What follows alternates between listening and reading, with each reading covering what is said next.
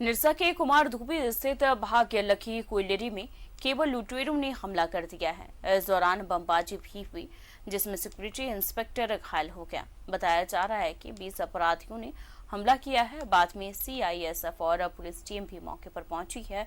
Police अब भी बाहर कैंप कर रही है। तो निरसा के कुमार धुपी कोयलेरी में केवल लुटेरों ने हमला किया है, जिसमें आपको बता दें कि सुरक्षाकर्मी घायल हुए हैं। उनकी स्थिति अभी ठीक है। अपराधी अब भी खदान के अंदर हैं। 20 से ज्यादा अपराधियों ने हमला किया है।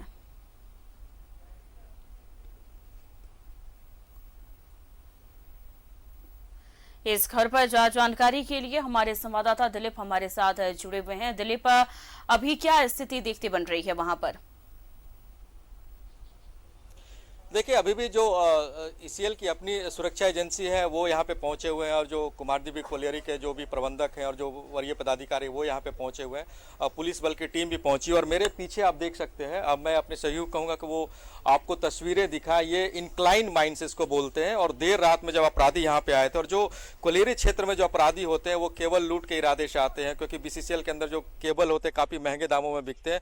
और सिर्फ ये ईसीएल की कोयलेरी की बात नहीं, धनबाद में जो बीसीसीएल है या फिर कई और कोयलेरियां, वहां भी इस तरह के केबल लुटेरे देर रात में आते हैं और धावा बोल करके केबल को लूट करके चले जाते हैं। और कल रात में भी ऐसे ही घटना को अंजाम देने की कोशिश की गई थी यहाँ पे, लेकिन जो ईसीएल की अपनी सुरक्षा एजेंसी थी उनके तरफ से जो अपराधी यहाँ पे पहुंचे थे उनको रोकने की कोशिश की गई। इस दौरान अपराधियों की तरफ से बमबाजी किया गया। तो सुरक्षा में जो सुरक्षा के यहाँ पे अपनी सिक्योरिटी थी ईसीएल की, उनके तरफ से भी फायरिंग की गई। और इस घटना के बाद जो भी अपराधी यहाँ पे आए थे वो इंक्लाइन माइंस के अंदर चले गए हैं, और वो अभी तक निकले नहीं। और जो पुलिस बल के जवान हैं, जो सिक्योरिटी के जवान हैं, जो प्रबंधक है, वो यहाँ पे इस बात की इंतजार कर रहे हैं कि वो बाहर निकलेंगे। और बाहर नहीं निकलेंगे तो हो सकता है आने वाले समय में जो रेस्क्यू टीम है या फिर जो सुरक्षा एजेंसी है वो अंदर जाएंगे, और अंदर जाकर के पता लगाएंगे कितने संख्या में अपराधी और उनको कैसे रेस्क्यू करेंगे। यहाँ पे कुछ सुरक्षा के जवान हैं जो कि देर रात जो घटना घटी थी उसमें यहाँ पे भी थे, इनकी तरफ से भी काउंटर किया गया था।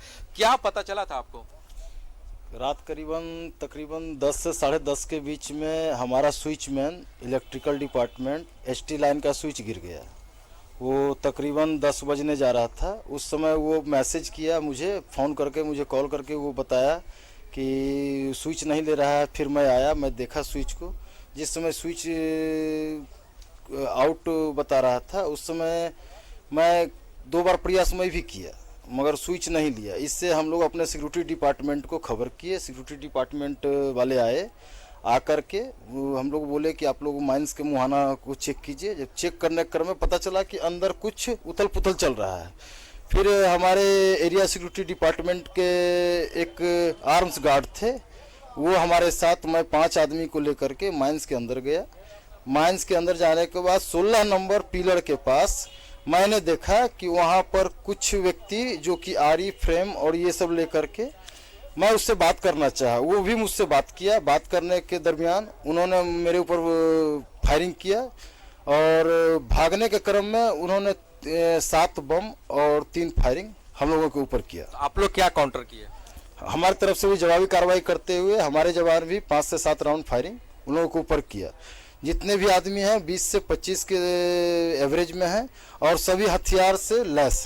क्या इस तरह की लुटेरों का तांडव यहाँ पे पहले भी हुआ था या पहली बार इस इलाके में? आज से 1 महीना पहले भी इस तरह का लगभग 100 मीटर केबल काटा गया था, जिससे हमारा माइंस हमेशा आने वाले प्रत्येक सप्ताह के दिन में ये घटना को अंजाम दिया जा रहा है। और ज़्यादा से ज़्यादा मात्रा में आदमी यहाँ आ करके, चोर आ करके, और इस तरह का घटना को अंजाम दे करके हमारे माइंस को मतलब बंद किया जा रहा है। और जिसके चलते हम लोग सुरक्षा का दायरा को देखते हुए हम लोग अभी क्या प्लानिंग चल रही है आप लोग? क्या अंदर जाएंगे या बाहर इंतजार करेंगे उन लुटेरों या चोरों को निकलने का? जब तक हम लोग माइकिंग करवाए हैं, उन लोग को ऑप्शन दिए हैं कि आप लोग अपने से बाहर आ जाइए, किसी तरह का कार्रवाई आपके ऊपर नहीं होगा, हमको अपना माइंड चालू करने दीजिए। अन्यथा अगर इस तरह से नहीं होने के बावजूद अगर वो लोग हमारे हेल्प नहीं करते, मदद नहीं करते हैं, तो हम लोग को भी जवाबी कार्रवाई करने के लिए माइंड जी दिलीप, उनसे ये भी जानने की कोशिश कीजिए, क्या रेस्क्यू टीम की जरूरत पड़ेगी वहां पर? क्योंकि अपराधी देखिए, एक लगातार सवाल अंदर है, ही आप लोग अंदर जाएंगे, आप लोग अपराधी को पकड़ने अंदर जाएंगे, क्या इस समय जो आपकी अपनी ईसीएल की रेस्क्यू टीम है उनकी मदद ली जाएगी क्या इसमें रेस्क्यू करने में? ना हमारे यहाँ से मदद के तौर पे हमारा यहाँ जिला प्रशासन भी है, हमारे अपना सीआईएसएफ का यूनिट है, और हमारे जोनल एरिया के जितने भी सुरक्षा पदाधिकारी हैं जो कि सभी हथियार से लैस हैं, उन लोग को मदद लेकर के हम लोग देख लेते हैं। घंटे 2 घंटे के अंदर हम लोग रेस्क्यू के लिए नीचे उतरेंगे। जी दिलीप, ये भी जानने की कोशिश कीजिए उनसे कि अगर क्योंकि अपराधी लगातार वहां पर वो अंदर खदान के अंदर हैं, तो क्या और भी कोई रास्ता है जिससे वो निकल कर भाग सकते हैं? देखिए, बाकी कोलियरियों में तो अमूमन रास्ता होता था, हम यहाँ पे इनसे जानेंगे क्या कोई और विकल्प है उनके साथ कि अंदर से किसी और मुहाने से वो निकल सकते हैं, निकलने के रास्ता जो भी रास्ता है एकमात्र यही रास्ता है। ये दोनों एक रास्ता जो कि ट्रेवलिंग लाइन होते हुए भी वो निकल सकता है, नहीं तो दूसरा रास्ता जो हमारा ट्रेवलिंग लाइन और ये दोनों का बीच में जो हमारा कोयला का ये आता है, वही 2 रास्ता बचा। बाकी सभी रास्ता को बंद कर दिया गया, लगभग कुछ वर्ष पहले ही बंद कर दिया गया सुरक्षा की दृष्टि से। एकमात्र यही रास्ता बचा हुआ, और उन लोगों के पास मैं ऑप्शन भी दिया हूं कि आप लोग सुरक्षित निकलें, अपने अपने घर जाएं, आप हमारे माइंस को चालू करने में हमारी मदद करें। एक सवाल है, हमेशा खटकता है, जो केबल लुटेरे होते हैं, क्या उन्हें माइंस के अंदर का ज्ञान होता है क्या, कौन से रूट में जाना है, कौन से सिम नंबर में जाना है, ताकि वो आसानी से केबल लूट करके बाहर आ जाए? इस विषय पर मैं कुछ नहीं बता सकता। इस विषय पर मान लीजिए जो भी व्यक्ति इसके अंदर जाते हैं वो तो ऑलरेडी पहले से बिना सीआईडी का तो कुछ होता नहीं है, ठीक है। तो कहीं ना कहीं इसमें संक्षेप में मैं बताना चाहता हूँ, इस पर भी ये जरूरी नहीं है कि ये नहीं हो, ऐसा हो भी सकता है। देखिए, बिल्कुल अभी भी जी हैं और ये लोग इंतजार कर रहे हैं, और कई ऑप्शन दिए गए हैं कि अगर आप वो स्वेच्छा से बाहर आ सकते, 2 घंटे का वक्त है इनके पास, और अगर 2 घंटे तक वो बाहर नहीं निकले तो इनकी अपनी जो सुरक्षा एजेंसी है और धनबाद की निरसा की जो पुलिस है और सीआईएसएफ की यूनिट के साथ ये सुरक्षा के साथ अंदर निकलेंगे, क्योंकि अंदर जो भी अपराधी घुसे उनके पास कई हथियार हो सकते हैं। जैसे कि अभी जो सुरक्षा एजेंसी के लोग हैं उन्होंने बताया कि उनके पास बम भी है, बंदूक भी है, तो जाहिर सी बात इनके सामने में बहुत खतरा हो सकता है अंदर घुसने में। जी दिलीप, क्योंकि जिस तरीके से उन्होंने बताया कि 20 से 25 अपराधी हैं मौजूद और वो भी हथियार से लैस हैं, तो अगर क्योंकि सिर्फ 2 घंटे का समय बताया जा रहा है कि सिर्फ 2 घंटे का ही समय दिया जाएगा, अगर उन्होंने सरेंडर नहीं किया तो फिर क्या रास्ता अपनाएंगे ये?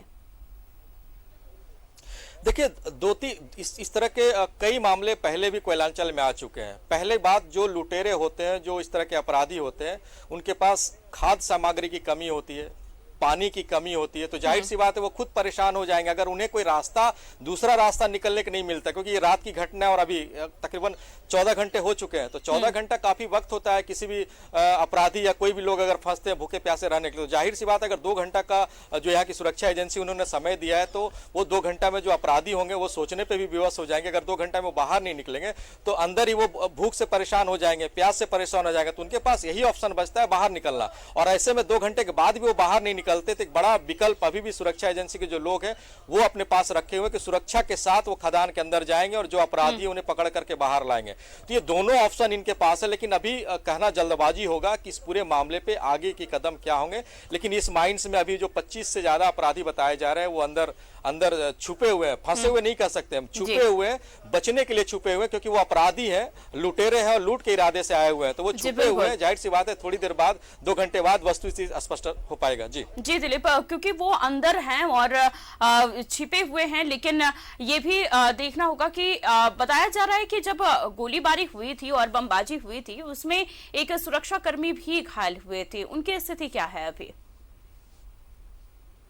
देखिए, वो मामूली रूप से घायल हुए थे, उनका इलाज चल रहा है। और ये मैं कहूंगा अपने सभी को पहले एक बार कैंपस दिखाएं आपको। देखिए, पूरा ये कुमारदुबी कोलियरी का कैंपस देखे आप, सामने से किसी भी सुरक्षा गार्ड पे हमला करते हुए अंदर घुसेंगे और ये इंक्लाइन माइंस है, यहाँ से अंदर कोयले निकालने का रास्ता और दूसरे रास्ते से श्रमिक अंदर जाते हैं, तो वो इस रास्ते से घुसे होंगे यहाँ पे हमला करने के इरादे से। और जब ये बात जो सुरक्षा की एजेंसी है, जो सीआईएसएफ है, उनको जब पता चला, जो प्रबंधक उनको पता चला, तो दल बल के साथ जो भी उनके पास टीम थी उस टीम के साथ यहाँ पे पहुंचे पहुंचे और अपराधियों को पकड़ने की कोशिश की, और पकड़ने के दौरान जब अपराधियों की तरफ से फायरिंग की गई तो काउंटर फायरिंग इधर से की गई, और अपराधी बचने के लिए, मैं सही कहूंगा कि ये इंक्लाइन माइंस को दिखाएं, वो बचने के लिए इसी रास्ते से वो इंक्लाइन के अंदर जाकर के छुप गए। उन्हें लगा कि इंक्लाइन के अंदर जाएंगे तो बाहर निकल जाएंगे, क्योंकि अमूमन बीसीसीएल या फिर ईसीएल के कई कोलेरिया ऐसे हैं कि इस रास्ते से अगर घुसते हैं तो दूसरे रास्ते से निकल जाते हैं, वो जानकार होते हैं। लेकिन सुरक्षा एजेंसी साफ तौर पे कर रहे हैं कि यहां से जाने का भी यही रास्ता है और निकलने का भी यही रास्ता है,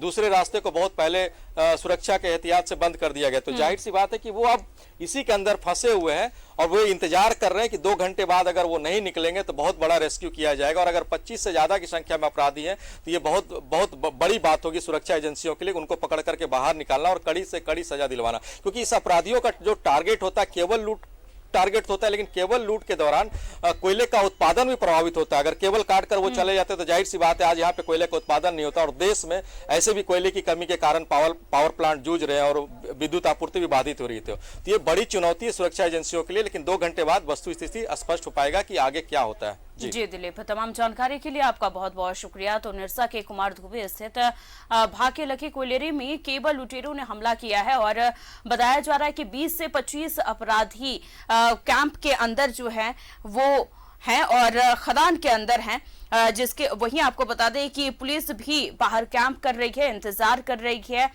बताया जा रहा है कि 20 से ज्यादा अपराधियों ने हमला किया है और अभी भी पुलिसकर्मी जो है वो कैंप लगाकर इंतजार कर रही है कि वो खुद बाहर आएं और सरेंडर करें।